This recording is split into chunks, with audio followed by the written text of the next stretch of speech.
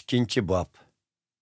Şunun üçün barlıq yamanlıq, hiyligarlik, saxtpazlik, hasadxo'rluq va töhmatxo'rluqlarni taşlanglar.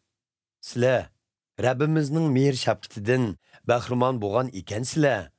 Xuddi yangi tug'ilgan bovoq onaning sutiga tashna bo'lgandek, sizlarmu Xudoning sop so'ziga tashna bo'linglar. Buning bilan sizlar uzil-kesil qutqizilguncha e'tiqodda o'sib yetalaysizlar. İsa Masih Xudoning samoqchi bo'lgan ibodatxonasining tirik ul teshidir. Kishilar uni rad qilgan bo'lsa-mu, lekin Xudo uni tanladi va qadrladi. Shunga sizlar İsa Masihga yaqinlashinglar. Shunda qilsanglar, sizlarmu Xudoning ibodatxonasining selinishiga ishlatiladigan tirik toshlardan bo'lasizlar. Sizlar Xudoga atalgan ruhaniylar bo'lib, İsa Masih orqali Xudoga xizmat qilish va matiya o'qish qatorliq Xudoni xursand qiladigan qurbonliqlarni beralaysizlar. Muqaddas yozmalarda mundaq deyilgan: Qaranglar, tanlangan bir qimmatlik ul teshini Siyonga qo'ydim. Uningga e'tiqod qilganlar hargiz noumidda qolmaydi. Sizlar İsa Masihdan iborat bu ul teshiga e'tiqod qilganliginglar uchun bu ul teshi sizlarga nisbatan qimmatlikdir. Lekin uningga e'tiqod qilmaydiganlarga nisbatan bu ul teshi dal muqaddas yozmalarda deyilganidek, tomchilar tashlavatgan bu tosh qurilishning markaziy ul teshi bo'lib qoldi. Bu tosh kishilar putlashadigan tosh bo'ldi, odamni yiqitadigan tosh bo'ldi. Ular Xudoning İsa Masih to'g'risidagi xush xabarini rad qilganligi uchun bu toshga putlashadi. Ularning bundaq bo'lishi oldin belgilangan. Lekin sizlar bo'lsanglar, Xudoning tanlaganlari, uning podshohligining ruhoniylari, Xudoga atalgan xalq, shundaqla Xudoga mansub bo'lganlar sizlar.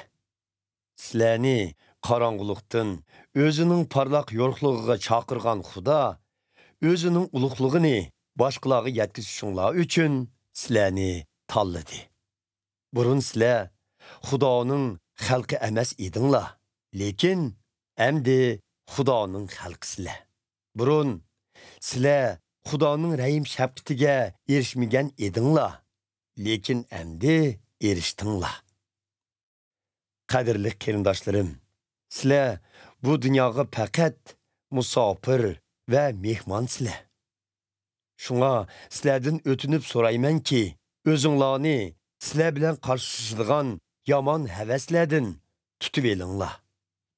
İsa Masihga e'tiqod qilmaydiganlar oldida esil fazilat bilan yashanglar.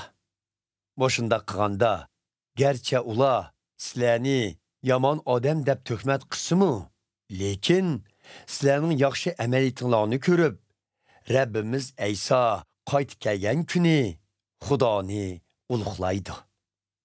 Rabbimizni hurmatlash uchun insonlar orasidagi huquqdorlarga, ya'ni eng yuqori mansabdagi podshoh va uning qo'l ostidagi valiylarga bo'ysuninglar. Bu huquqdorlar yomon ish qiluvchilarni jazoga tortish, yaxshi ish qiluvchilarni hurmatga sazovar qilish uchun tayinlangan. Xudoning irodasi shuki, sizlarning ustinglardan shikoyat qiladigan nodon odamlarning zuvonini yaxshi amaliyatinglar orqali tuvoqlashtir.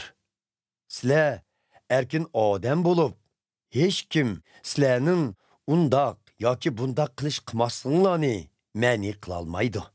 Lekin bu erkinlikni yomon ishlarni qilishning bahonasi qilib olmay, Xudoning sodiq xizmatkorlari bo'lib yashanglar.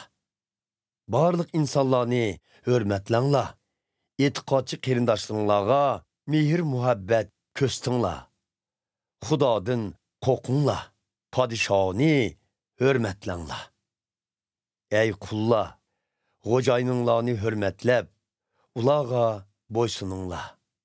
Sizlar yaxshi va xushfe'l xo'jayinlarga emas, balki qattiq qo'l xo'jayinlarga bo'ysuninglar. Agar oranglardan biri nohaq azob oqibat cheksa hamda bu azob oqibatga sabr toqat qilish Xudoning irodasi ekanligini bilib, uningga sabr toqat qilsa, u Xudoni xursand qiladi.